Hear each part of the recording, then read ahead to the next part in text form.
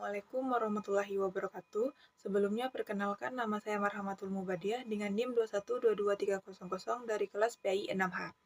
Jadi tujuan dari pembuatan video kali ini yaitu untuk memenuhi tugas akhir dari mata kuliah Sejarah Kebudayaan Islam dengan dosen pengampu Dr. Yudel Nilastia SPD MAG. Jadi di sini saya akan menjelaskan sedikit tentang materi dari sejarah kebudayaan Islam yaitu mengenai perkembangan Islam pada masa Khulafaur Rasyidin. Selanjutnya, kita harus mengetahui terlebih dahulu apa itu yang dimaksud dengan Khulafaur Rasyidin. Jadi, Khulafaur Rasyidin ini adalah sebutan untuk para pemimpin pertama setelah Nabi Muhammad SAW itu wafat. Yaitu ada 4 orang sahabat. Yang pertama yaitu Abu Bakar As-Siddiq, Umar bin Khattab, Utsman bin Affan, dan yang terakhir yaitu Ali bin Abi Thalib. Istilah Khulafaur Rasyidin ini berasal dari bahasa Arab yang berarti para khalifah yang mendapat petunjuk. Mereka ini disebut demikian karena kepemimpinan mereka ini dianggap adil, bijaksana, dan mengikuti ajaran Islam sesuai dengan Al-Quran dan Sunnah. Pada masa pemerintahan Khulafaur Rasyidin ini dianggap sebagai masa awal kejayaan Islam. Kekuasaan Islam ini berkembang luas dan pemerintahan dijalankan dengan penuh keadilan dan ketaatan sesuai dengan syariat Islam.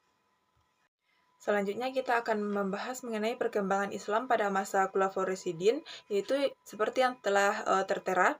Yang tokoh pertama yang akan kita bahas yaitu Abu Bakar As-Siddiq. Pada masa pemerintahan Abu Bakar ini, ia mampu mempertahankan persatuan umat melalui perang yang bernama Perang Riddah dan melakukan kodifikasi Al-Quran. Jadi setelah wafatnya Nabi Muhammad SAW, umat Islam mengalami guncangan besar. Banyak suku Arab yang sebelumnya masuk Islam itu mulai murtad atau keluar dari Islam, menolak membayar zakat, bahkan mulai mengikuti ajaran-ajaran dari nabi-nabi palsu seperti Musailamah Al-Kadzab, Sajjah Tamimiyah, dan Tulaihah bin Khalid. Jadi Khalifah Abu Bakar ini sebagai khalifah yang pertama dipilih pada masa itu, ia mengambil langkah tegas dalam memerangi kelompok-kelompok murtad ini dengan melakukan perang yang bernama Perang Riddah tadi. Jadi keberhasilan dalam perang ini sangat penting karena berhasil mempertahankan keutuhan umat Islam dan otoritas pemerintahan Islam di Madinah. Nah, selain itu Abu Bakar juga dikenal sebagai pemimpin yang bijak.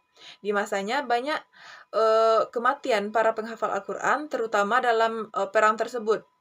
Dan banyak perang pada masa pemerintahannya. Jadi melihat kondisi ini, beliau memerintahkan Zaid bin Sabit untuk mengumpulkan mushaf Al-Quran menjadi satu kitab agar terjaga keasliannya. Inisiatif Abu Bakar ini menjadi tonggak penting dalam sejarah kodifikasi Al-Quran. Nah, jadi dengan kepemimpinan yang adil dan penuh keikhlasan, Abu Bakar ini berhasil meletakkan fondasi yang kuat bagi kelanjutan dakwah Islam setelah wafatnya Nabi. Kita lanjut ke tokoh yang kedua, yaitu Khalifah Umar bin Khattab. Seperti yang telah tertera di PPT, bahwa pada pemerintahan Umar bin Khattab ini, ia mampu memperluas wilayah Islam dan menata sistem pemerintahan. Nah, jadi pada masa Umar bin Khattab ini, Islam mengalami masa keemasan dalam hal perluasan wilayah dan penataan pemerintahan. Umar ini berhasil membawa Islam keluar dari Jazirah Arab, memperluas wilayah kekuasaan ke Persia, Syam, Mesir, dan sebagian wilayah Romawi Timur. Kota-kota penting seperti Damaskus, Yerusalem, dan Kairo berhasil ditaklukkan di bawah kepemimpinan Umar. Nah, selain ekspansi wilayah, Umar juga sangat berjasa dalam penataan administrasi pemerintahan. Nah, beliau ini membentuk struktur negara yang rapi, mulai dari pembagian wilayah menjadi provinsi, pengangkatan gubernur atau wali, qadi atau hakim, dan petugas administrasi. Umar juga mencatatkan banyak inovasi seperti pembuatan kalender Hijriyah, pendirian Baitul Mal atau kas negara, serta pengaturan pajak dan gaji tentara. Nah, keberhasilan Umar bin Khattab ini bukan hanya dari sisi kekuatan militer, tetapi juga dalam menegakkan keadilan sosial dan memastikan kesejahteraan rakyat. Selanjutnya kita akan membahas tokoh yang ketiga mengenai perkembangan Islam pada masa Khulafaur Rasyidin, yaitu pada masa Utsman bin Affan. Jadi pada pemerintahan Khalifah Utsman ini ditandai dengan kemajuan dalam bidang kodifikasi Al-Quran dan perluasan wilayah maritim. Utsman ini memperhatikan bahwa bacaan Al-Quran mulai berbeda-beda di berbagai wilayah Islam yang semakin luas. Nah, untuk mencegah perpecahan tersebut, Utsman membentuk tim yang dipimpin oleh Zaid bin Sabit untuk menyusun Mushaf Utsmani yang kemudian disebarkan ke berbagai provinsi.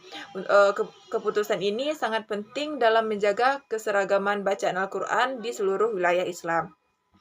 Nah, dalam bidang ekspansi, Utsman ini melanjutkan ekspansi ke Afrika Utara dan mendirikan Angkatan Laut pertama dalam sejarah Islam. Armada laut ini berhasil melakukan penaklukan ke wilayah-wilayah strategis seperti Pulau Cyprus di wilayah tengah dan membuka jalan bagi pengaruh Islam di wilayah Mediterania. Namun, pada masa Khalifah Utsman ini juga mulai muncul ketidakpuasan dari berbagai umat yang dipicu oleh kebijakan pengangkatan pejabat dari kalangan keluarga dekat atau Bani Umayyah. Hal ini memicu ketegangan politik yang akhirnya berujung pada terbunuhnya Utsman di Madinah. Selanjutnya yaitu tokoh Khulafaur Rasyidin yang terakhir yaitu Ali bin Abi Thalib.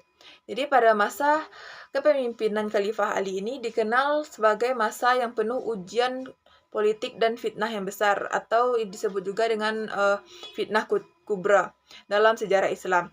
Nah, setelah terbunuhnya Utsman tadi, muncul perpecahan dalam umat Islam. Nah, Ali menghadapi dua peristiwa besar. Yang pertama yaitu Perang Jamal atau antara pasukan Ali dan pasukan Aisyah. Talhah dengan Zubair, serta Perang Siffin antara pasukan Ali dan pasukan Muawiyah. Kedua perang ini menjadi awal dari konflik politik yang lebih dalam dan kelak dikenal sebagai perpecahan antara Sunni dan Syiah. Meski diwarnai konflik, Ali ini tetap berusaha memperbaiki pemerintahan yang dengan mengutamakan prinsip keadilan dan pemerataan hak rakyat. Ali menolak nepotisme dan berusaha menempatkan pemimpin-pemimpin daerah yang amanah. Namun gejolak politik ini yang terus memanas membuat pemerintahan Ali penuh dengan tantangan. Nah, Ali akhirnya wafat setelah ditikam oleh Abu Rahman bin Muljam, seorang anggota dari Khawarij. Jadi kesimpulan dari materi kita pada kali ini yaitu masa Khulafaur Rasyidin ini adalah masa pilar awal kejayaan Islam. Meski penuh dengan ujian dan tantangan dari Abu Bakar hingga Ali, mereka memberikan kontribusi luar biasa dalam mempertahankan, memperluas, dan menguatkan fondasi ajaran Islam. Tanpa perjuangan mereka, Islam mungkin tidak akan tersebar luas hingga saat sekarang ini. Mungkin cukup sekian pembahasan materi dari saya. Jika ada kesalahan kata atau kalimat, saya mohon maaf. Saya akhiri. Assalamualaikum warahmatullahi wabarakatuh.